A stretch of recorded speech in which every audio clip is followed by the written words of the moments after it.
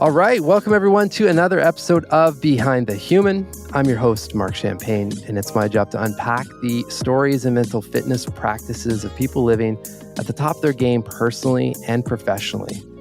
Do we ever have an amazing and exciting treat today? Two-time guest, Diego Perez, who is a meditator and New York Times bestselling author, who's widely known on Instagram and various social media networks through his pen name, Young Pueblo. Online, he has an audience of over 2.2 million people, depending on when you're listening to this. I remember the first bio, it was like 1.1, so it's fascinating to see the growth. His writing focuses on the power of self-healing, creating healthy relationships, and the wisdom that comes when we truly work on knowing ourselves. His first two books, Inward and Clarity and Connection, were both instant bestsellers. Diego's third book, Lighter, will be coming out on October 4th, 2022. So we've got a few days to get your hands on that book. Diego, welcome back, brother. Thank you so much for having me, Mark. I loved our first conversation, so I'm pretty pumped for this one. Me too. Right back at you. I mean, so I'm going to start the same way we started the first conversation. And that's with the same question everyone gets on this show. And that's just, when we put all the bio and the titles and all that stuff aside, who are you? I'm a meditator. Yeah, Okay. that's the I think the only like pretty consistent part of my identity that's been just central to everything. So, Sure. I get up, I meditate. I meditate before I go to sleep as well. I go to retreats. The way I plan my year, each year, I take time to be like, okay, I'm gonna do my 45-day retreat between April and May. I'm going to make sure to do smaller retreats, sort of divided up throughout the year. And then after that, I'll plan like, oh, if I'm going to launch a book, then I'll set aside which month it's going to be. And, Okay. so basically my whole life is designed around when I go meditate. Yeah. I love it. What characteristics then, surface for you when it comes to, defining yourself as a meditator? Like what are those those character traits and so forth that resonate most with you right now? Because who we are, I feel, Yeah. evolves over time. Totally. And I think the particular characteristics that I'm trying to develop is that consistency of awareness, because I'm not, so lately I've been really busy and I haven't been, I didn't get to do as many courses as I wanted to this year. But I'm trying to sort of loosen that tension of sort of like this false narrative of that I can only really do deep growth during the longer courses, but really that I can grow all the time and that I can, live a life of Dhamma in the courses as well as outside of the courses, and not trying to divide my life into two things, but Sure. just erase that sort of fake boundary that I've created in my mind. Okay, I love it. We're going to definitely jump into that a little bit more later, because I do want to focus the conversation around just the idea that, and you're at this, and I feel like I'm at this in a certain capacity, and I imagine many of the listeners, but because our first conversation was very much focused around starting, let's just say, like finding those practices to help, break the cycle and so forth. And, we can all resonate with those situations.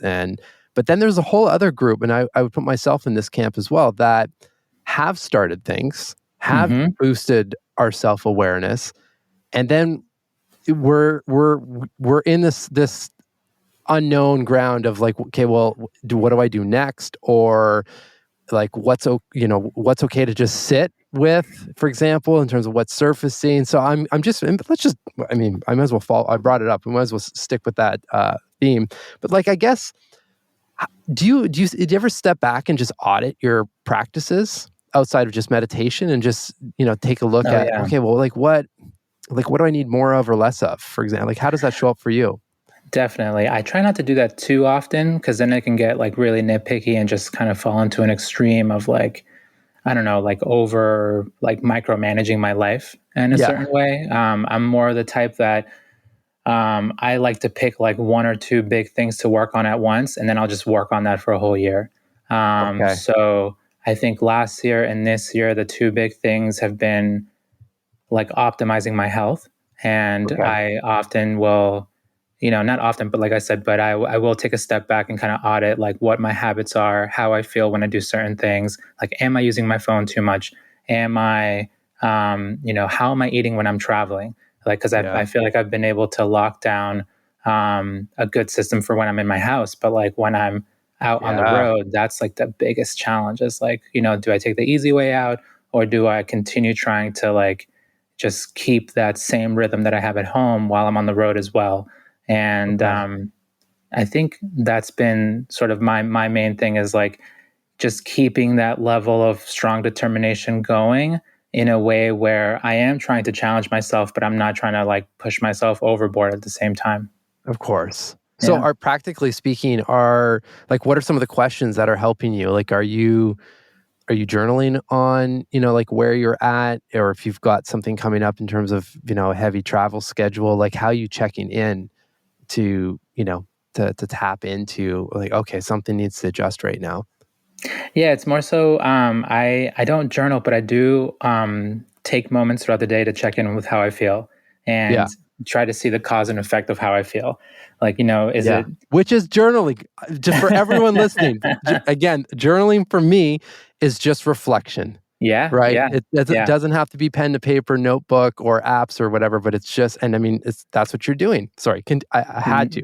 Mhm. Totally, totally. No, that's fine. I love that perspective on journaling too, because it's true. It's just a moment of self awareness, and Yeah. I like to see, if I feel a certain way, what I did to get there. And Mm, I feel like, I mean, we were just talking before we turned on the record button, but I was telling you about how I've been playing around with intermittent fasting and how much yeah. that's just made my mind feel so much clearer and lighter, and actually just like giving myself time to just let um, my stomach not be so full, to Yeah. just like let myself just be and move. And if I feel like a tiny bit of hunger, it's fine. Sure. But then, and I make sure to nourish myself really well when when it's time to eat. But it's sort of tightening that window of when I actually eat, I've realized has been fantastic for my writing, for meditating, Mm, for being able to just be more present with the people around me. And, but I came to realize that, and I came to wanting to even do this experiment when I realized that, like, even when I was kind of tightening up how I was eating and making sure I was giving myself nourishing food, I still felt like I could feel better. Like I still okay. felt a little weighed down. Yeah. Okay. And I mean, I'm glad you brought up the point around when you break your fast about nourishing your body and your mind and whatnot with a good break in the fast, like healthy nutrition. Is I feel like Of course. Yeah. that's something that is probably from a mainstream perspective gets lost in translation. It's like all of a sudden you break a 12 or 16-hour fast, or 14 hours, probably the most average, I'd imagine. And you break it with garbage food. It kind of Oh, defeats the no, this point, defeats right? the purpose. Yeah. Yeah. So how was it for you getting started though? Like how long did it take until you felt like you didn't have kind of those normal hunger, growling of the stomach type thing, and then once you started to actually feel like benefits with your mind? I felt the benefits pretty quickly on. Honestly, I felt like the first day was difficult, but after that, it was like, oh, you're totally fine, dude. Like nothing's gonna happen to you, because it does feel like hunger just kind of pulls you back into survival mode, and all of a Yeah. sudden, like the cravings, and it's like, oh, what's going on, and you feel like you're back in the jungle or something like that. Yeah. And I'm gonna actually, die any second. I'm gonna die, but the fridge is right there. Like you're fine. Yeah. You're totally fine. And once I realized that, I was like, this is fine. And also, like when you go to long meditation courses or silent 10-day courses, you don't eat as much. So I do Sure. have that experience of just not eating as much, and it being totally fine. Yeah. Amazing. So with that routine then, so are you doing, is that when you're doing your writing primarily in the morning and so forth? Like what's the routine look like these days? Yeah. So I often write whenever I feel it. So it was Okay. funny. Like I had this one week where I was like, okay, I'm gonna, like, I can feel the creativity bubbling up. And when I ended up writing every day, like around 7 p.m., which was an Oh, odd wow. time. Yeah, it was an odd time to start writing. But after I finished the day and after I like finished, all the other work that I was doing, and kind of like when my wife and I would be like wrapping up cooking for the day, I would kind of feel it and just take like 30 minutes to just jot down whatever was on my mind. And it was great, but I've learned over the years to just not force myself. And I know people have very different ways of writing, but I found it works best for me to just ride the waves as opposed to forcing a wave to happen. Because then the stuff Yeah, it's just not that good. totally. I love Yeah. that. I'm just curious, Diego, like, how has life changed for you since releasing your books? Because I mean, it's just I know obviously of your personal story and so forth, and then as what you did to come out of a lifestyle that wasn't serving you, let's just say, and then eventually you released 2 books. Now we've got the third. It must be just a completely different life from I don't know what 10 years ago, or when was the first book released? It The hasn't even first been one that long. was, yeah, it hasn't been that long. The first one was, I think, December 2017 when I self published it. And then it Okay, was re released September 2018. got you. Um, but yeah, I mean, to be really, really honest, I would say about like 80% of the time, life is just like how it was before. Like it's Sure. not that different because I don't like for a few reasons. Like I write under the name Young Pueblo, so Young Pueblo gets a lot of the fame, and Diego Yeah. Perez sort of sits quietly in the background, which was like a beautiful, like serendipitous accident that I'm Yeah, really well happy done. about. Yeah. Yeah, And, I don't like I do podcasts and I'll do interviews sometimes on TV and whatnot, but I'm not constantly posting pictures of my face. Right. So yeah, you rarely see my face. So, sometimes I'll get recognized, but it's pretty rare. sure. And in terms of like my family life and life with friends, like, you know the friends who've known me the longest, like they don't really care for my advice. Like they don't they're not like asking me more so than like my friend Lennon or my friend Josh. Like, everyone's advice is important in like tight Sure. friend circles, so it's not like they look up to me in certain ways. Like my friends are super excited for the success that I've had, but they don't really treat me different. They're still making fun of me. Like, Yeah. like how it is, like it's the regular banter. Um, and the same thing with the home life. But when it does get different is when I do an event. When I do an event and I go out, then, when people come together who've been really highly impacted by the things that I've written, then you're like, whoa, like I've actually written things that are useful and people have receive these things at critical moments in their life, like either when they've been going through a divorce or when Hmm. they've experienced some sort of loss or heartbreak or during major transitions in their life, or when they're like overcoming, drug habits or whatever. People go through such serious things and then they quickly tell you their story. And it's like, wow, like that is huge. Like Yeah. it's an honor for me to have been able to serve you in this manner without even knowing, like I just Yeah. wrote this and it somehow got into your hands. Um, so in some ways, things have changed, but in other ways, I'm grateful that things haven't really changed. That, like I can still go to the supermarket, I can still do whatever. It's not like I'm a celebrity in Hollywood or anything like that. Sure. Yeah, Yeah. but I mean, you're very humble about that, obviously. But because I can even just notice it in my own network, like some of my closest, either friends or people I respect most.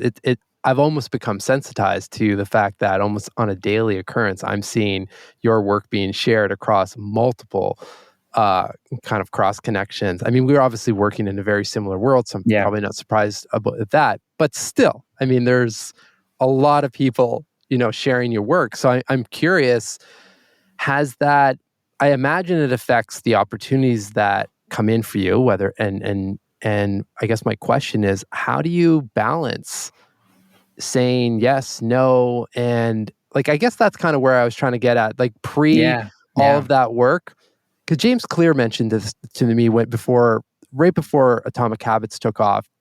he said something to the effect of, he's like, the opportunities that are coming in right now are ones that I would have dreamed of that, could have taken 12 months or something like that. And now they're coming in like almost on a weekly basis. And that's mentally challenging to, he doesn't want to sound like a dick, but he can't say yes to everything. Yeah, Right. yeah. So I'm curious if you're experiencing any of that as well and how you manage it. Yeah, I think it's funny because when I look back to like when I was writing in 2016, 2015, before I even released Inward, like my email was empty. Nobody was hitting me up. Like Yeah. there was nothing going on there. Like it wasn't even worth checking. And now, yeah, it has gone really wild. It's I get a lot of opportunities that I think are rather unimaginable. I think the most recent opportunity that I've really been pouring a lot of time into is um, a friend of mine from Silicon Valley, Soren Gordhammer, who's the Mm, creator of Wisdom 2.0. He was coming up with this idea for Wisdom Ventures, this venture capital fund that's actively trying to scale compassion and well-being through companies that are building amazing yeah. products. Um, and I was asked to be a co-founder and general partner. And I'm 34 years old. Like I'm still relatively young, and I was like, I can't even believe that I can just kind of, sort of do this lateral shift into this whole other world. And now I'm learning so much from it. And to me, I said yes to an opportunity like this because I normally say no. Like it's Sure. 95% of the time it's a no, thank you. Just because like you said, I'm only one person, and Yeah. I've set the situation up at home. It's just me and my wife. Like that's our team. Yeah. And we only do what we can do. Like we don't try to overextend ourselves. But something like Wisdom Ventures was just like, it just kind of fell into my lap, and I couldn't even believe that I even get the opportunity to work with my friend Bradley, who he was the person who led the team that developed Gmail. Like this, Okay. like Yeah. Gmail, the thing that we all use, Yeah. and just people like that who are critical to the building of the internet, and then they want to continue building it, but in a different way, in a way that can actually scale compassion, where products are built with the well-being of the user in mind, and working with people. And like Jack Cornfield's also part of the team, and Yeah. it's insane. It's like, Yeah. and we're all working as peers, and that really does blow my mind, to be able to, I guess, have access to people like that. But yeah, all I can say is it's Amazing. gratitude. Yeah. Well, so that was going to be my follow up actually. With what do your gratitude practices look like? 'Cause, I mean, you're a very humble person. I think I know that, and everyone can tell. Imagine listening, but how do you give yourself some self love for these things? I think I'm to be really honest, I feel like I sort of struggle with, like, I'm very kind to myself and I'm very gentle with myself on the day-to-day basis, but I don't quite know how to like fully take in everything that's happened recently. Like Sure. even with like how many followers, like it's 2.3 million followers. I don't know how to even imagine that. Like Yeah, it's a that, lot of people. it's a lot of people. It's a lot. Like I grew up in Boston, which is a city of 600,000 people. Like you're telling me multiple Bostons, like like Yeah. worth of people. So I think it's something that like that I can actually work on in terms of like I feel deeply grateful that all this bountifulness and abundance has come into my life through selling books, because like I grew up super poor, and to not be Yeah. poor anymore, like I'm incredibly grateful because now I can Yeah. be a good husband, I can be a good son and help my parents. um, but at the same time, I don't think I've ever really like yet have fully taken in the magnitude of what I've gotten done so far, so I could work on that. Yeah. Well, what would you like? I mean, I won't. I won't stay too long on the point, but I think many of us uh, fall under in this camp, right? Where because I Yeah, mean, the default is to look at the things that didn't go well or where you could have done better and so forth. I feel like we're just wired in that way. So if you would be kind to kind of entertain the thread a little bit, I think it could be helpful for all of us. Just sure. kind of on the spot, like what would you like to try, or is there anything in particular you've been thinking about to try to up, some of those gratitude practices? Yeah, I think if I guess the sort of the tension there that I need to figure out how to release is that I want to be really careful with my ego. So like one thing Yeah. is I know it's really valuable to be grateful, but I don't know if I should like constantly be patting myself on the back, because I don't Yes. want to fall into the spiral of like, oh, you're so great, you're so special, because like, like I know through meditating that I'm not like fundamentally real. Like it's not, Yeah. Yeah. like I'm temporarily here. Like, like I'm, Mark and Diego are definitely having a conversation right now, but at the ultimate level, I'm just like changing mental and physical phenomena. Yeah. But at the same time, I think it could be something that I could just slow down a little more and just allow myself to smile and enjoy the fact that that I came from nothing, dude. Like I really came from nothing, and like I was poor, and my parents came from even more poverty. Yeah. So to be able to be in this space now and to have access to all these really great people and to be able to support people in this, like, have a platform that actually creates things that are useful to people as they're going through serious times. Like, I couldn't ask for more. And yeah. Hello, friends. Given you're here, I'm making the assumption that you're motivated to be mentally fit.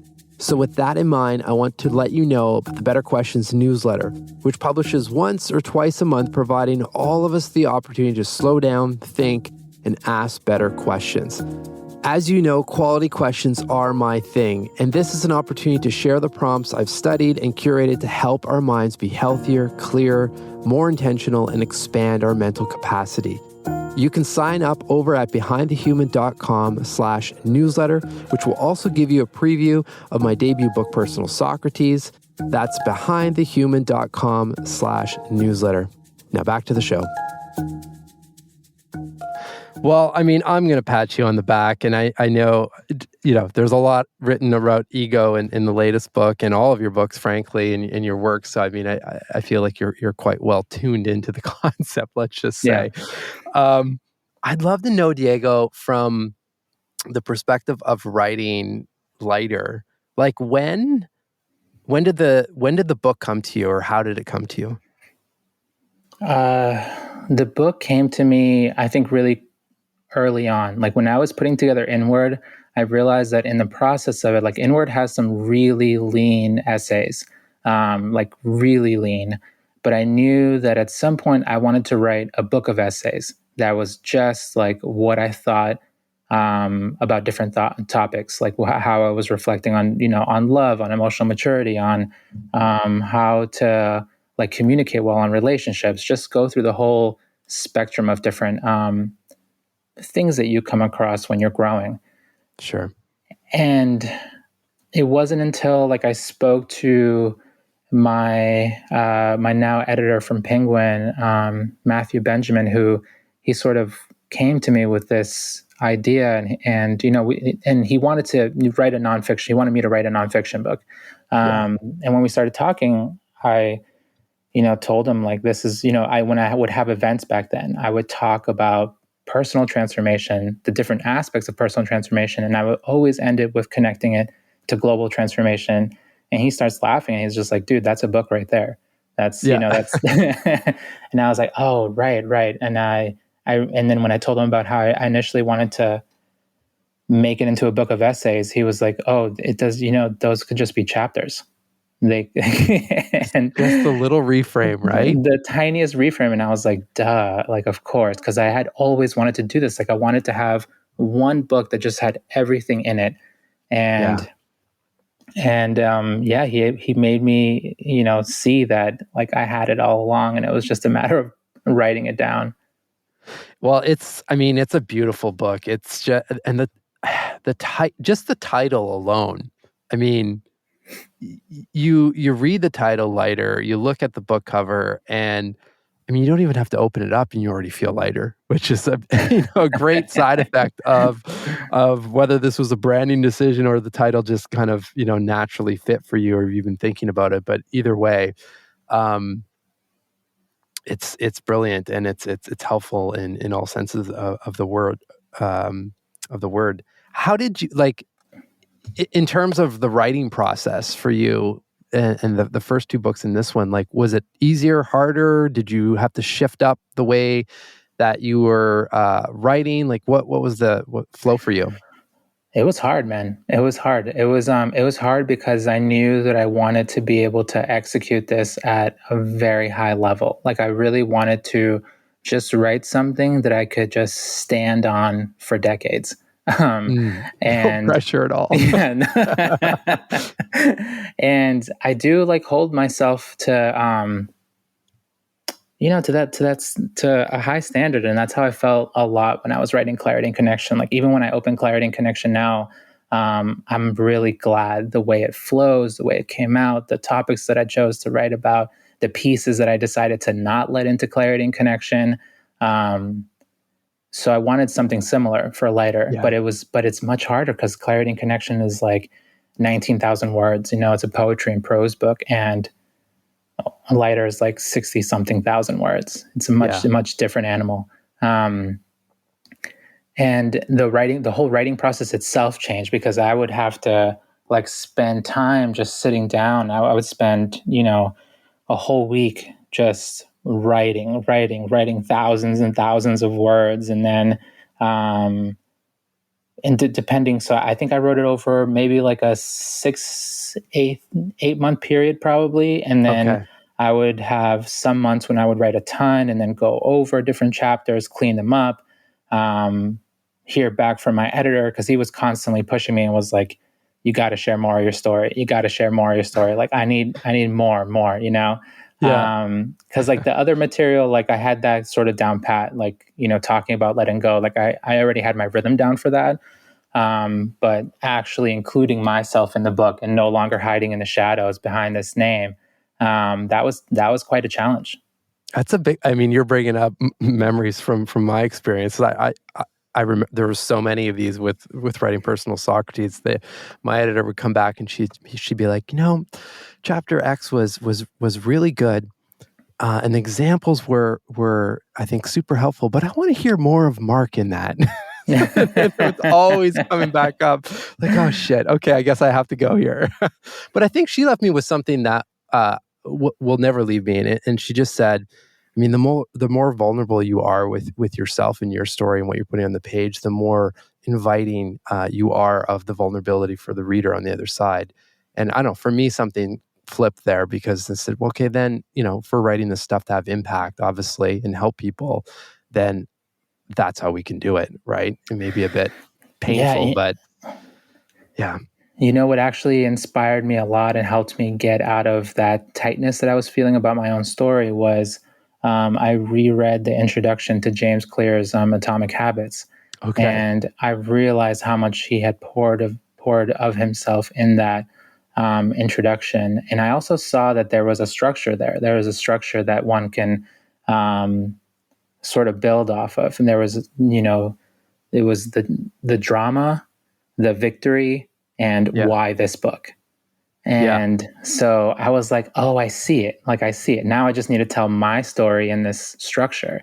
And Yeah. and I, totally was inspired by the way he like sort of set up his introduction and did something similar. And that's when I really started pushing myself and was like, oh, actually the dramatic parts of my own story, they're like a gateway that sort of your attention can walk through and say, oh, this is actually worth spending time on. And then you give them what they really came for, which is like the deeper aspects when you want to talk about all these sort of critical topics in one's life. But yeah, I'm pretty grateful to James Clear if he's out there listening, because he did that structure super well. And Yeah. I think it's something that I think a lot of great books hold. It's like, especially fiction books, drama, victory, how you overcame that drama, and then why this book. Mm-hmm. Well, yeah, shout out to James, 'cause he's has obviously a chapter in mine as well, but also spent some time after our interview giving some really great writing advice for me for a first-time writer. So, some big high fives to Mr. James Clear. I do want to pull a quote from the book, and for listeners that have a copy, we're around page 208. And I think this relates to what we're talking about with process and just, getting the book out there and your editor pushing you and so forth. And you said this: some of the best insights emerge when the mind does not feel rushed and can patiently consider a topic. And my question is, like, how do we do this when the world always feels rushed? It's like the complete opposite of that quote. And I understand it. And I think we Yeah. can all relate. It's like you get the ideas in the shower, you get the ideas when you're taking a run or something. But I guess practically speaking, how do we slow down the world? You have to close out the world. Like you have to exit from it. Like when I was going into serious writing mode, there were times when my wife would have to like tell me like enough, because I would just start writing, and I don't know why it was the nighttime, but I would start writing, maybe at like 4, and sometimes I would go until like 2 a.m. because I was Oh, just wow. flowing, just really. And she was like, "All right, cut it. Like, we gotta go to sleep." Yeah. And it, but in those moments when I was really in it, really focused, like I had to put my phone away, or, the only thing that was coming from my phone was like some background music that would just help kind of like blur out other parts of my mind so I could really focus on what I was creating. Okay. And, but I would, like the TV would be off. I wouldn't try to like, it's basically putting my whole house on airplane mode. Yes. Yeah. That might be the title of the episode. Putting your house on Yeah. airplane mode. Yeah, because to be able to really get the best from yourself, like you can't be constantly interrupted. Yeah. So I would just, find my little nook in the house and not want to hear anything from anyone until until I was done. How how impactful or how influential is your partner and your wife in your process of writing and your work and so forth? And the reason I ask this is you know what, I'll just stop there because I do have another question there that I think many of us can benefit from. Sure. She's critical. She's like so my wife meditates as much as I do. So I Okay. really trust her wisdom. Like I have a lot of respect for the wisdom that she's accumulated. Um, so in terms of like when I'm writing something, she's the one who gets the first look at everything. She's like the primary editor, and she's also the one who's questioning my logic. And she's like, does this really make sense? Like, Mm, and from our own, and she'll, relay whatever I'm writing back to our own life and our experiences with, with other friends and family or whatnot, to make sure that this is reasonable, like what I'm actually putting out there, and that it's reasonable and also said in a way that's gentle. Because like some truths, like sure. if you don't deliver them in a compassionate manner, then you're just going to lose people. Yeah. So yeah, it's in a lot of ways I feel like she's the one who everything is sort of filtered through, and when she says okay, then it's okay, then it's like Okay. good to go. Yeah. And how do you process and implement the feedback? It's not too complicated. It's more so, um, like in the beginning, I think her feedback, because I would spend time creating something, and it would feel like I'm putting together a puzzle, Sure. um, and I would feel like, oh, it's done, it's complete, and then it goes to her, and she sees that, oh, actually I missed 2 pieces, and I Okay. need to add it into the puzzle. And at first I would like, kind of like push back a little bit, but I realized like, she's totally right, and I need to just listen. And it's great. I think she's one who like she's not interested in writing any books herself. Like writing isn't her favorite thing, but she's very wise. So what Yeah. she says really goes a long way for me. I mean, I selfishly ask the questions because I work quite closely with with my wife as well, and she's the first one that reads any newsletters Mm-hmm. that go out and so forth. And I remember at the beginning just almost feeling, I don't know, offended is too harsh of a word or too strong of a word, but I'll stick with it. But just almost like a bit offended. And then when I would step back and be like, well, wait a second, this actually does really make sense. And like I don't know, just because like we're married and whatnot, that's the case. But it's helpful to hear your perspective as well. And I think if you're lucky enough to obviously find a partner that is really aligned, and that you can trust those opinions. I mean, they're invaluable, right? I'm glad you used the word offended, because I think that's how I felt initially Okay. too. And not like in too dramatic a way, but I was like, really? Like, Yeah, I was like, exactly. you're not reading what I'm reading? And she's like, no, actually, you need to read it again. And you like missed a critical point. And I was like, oh yeah, you're right. And I was like, Okay. it's just constant. Like, she's helping me with humility. Yeah. Yeah. So the question that I wanted to continue on earlier was this, because I know you guys met in college, or I believe Hmm. you did, right?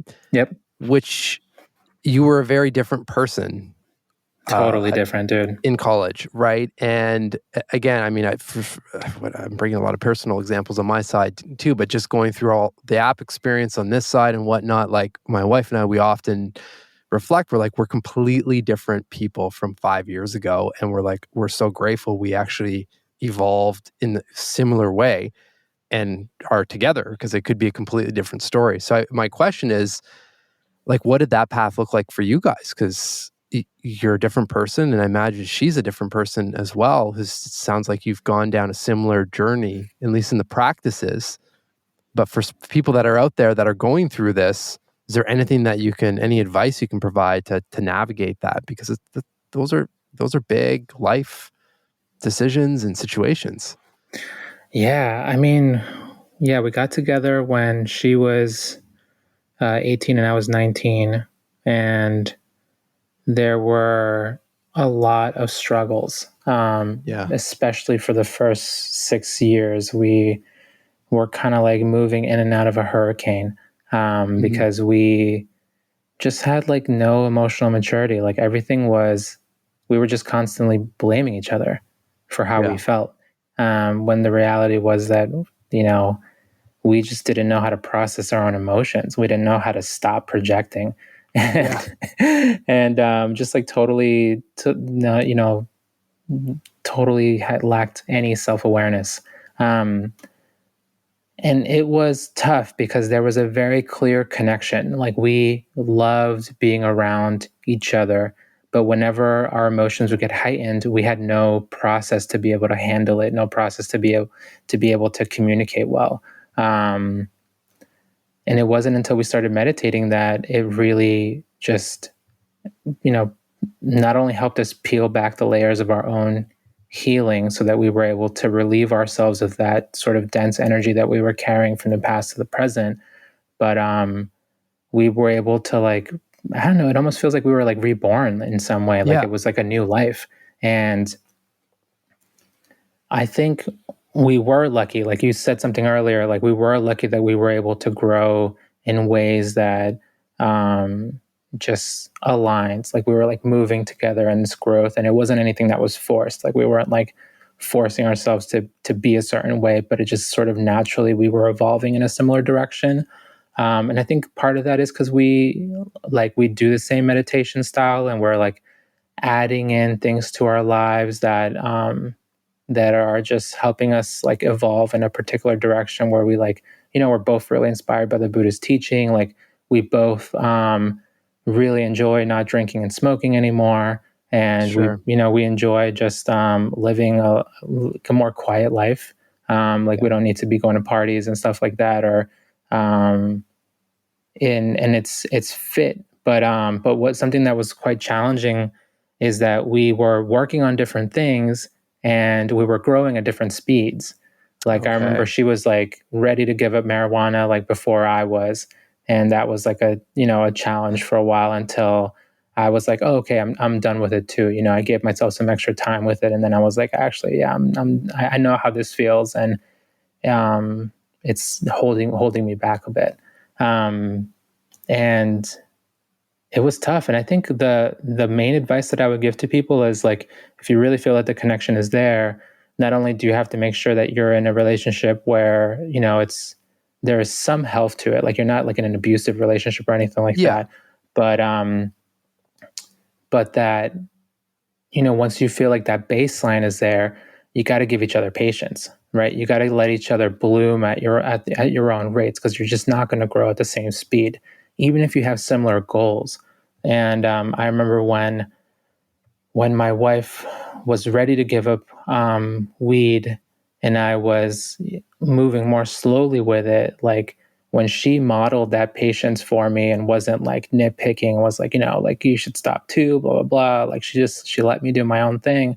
Um, and the mixture of her letting me do my own thing and then me accepting where I was. And I was like, this is just, this is where I'm at right now. And I'm not going to fight it. I'm not going to hate myself for it. I know I Yeah. want to give this. It wasn't even causing like a lot of damage in my life or anything like that. I knew that I was done with it. And then the mixture of, her patience and my acceptance, something inside me just clicked. And like 2 weeks later, I was like, I'm done with this. Okay. But I think that's key, is like, not only should you have your own practices to help you grow and your own systems to help you grow, but you got to let each other bloom at your own personal rate. Those are beautiful reflections. And I asked the question because I imagine you get this as well, but whenever you're working in a space like this where you're providing people with some pretty powerful reflective prompts, you're getting people to pause and think and sometimes think about questions and big areas in their lives that they haven't thought about. And then all of a sudden they get the clarity, but their partner maybe aren't on that same track, right? Or there needs to be conversations had and so forth. And I've seen the tension come up in those situations. So I love your just the advice around modeling the patience and acceptance and just, kind of, I guess, accepting that we're all blooming at different rates and so forth, and kind of just trusting that process. Again, with the caveat that, you have a healthy relationship. Right.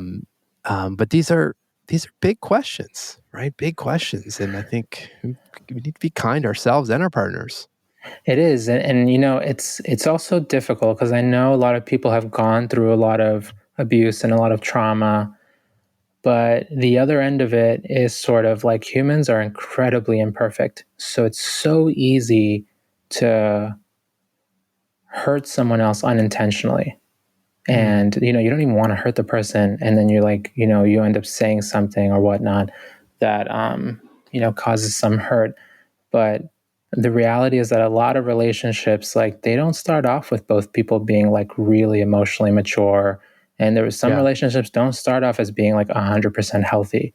They start off like, like, can we figure this out? Like, what's what's going to Yeah. be our rhythm? And that's why I try to write a lot about both people embracing growth, like that being like a baseline of like, okay, like we can actually build here if the both of us are willing to continue evolving. If we're not just trying to, stay where we are, and say to ourselves, oh, like these are the habits that I have, and that's how I'm always going to be.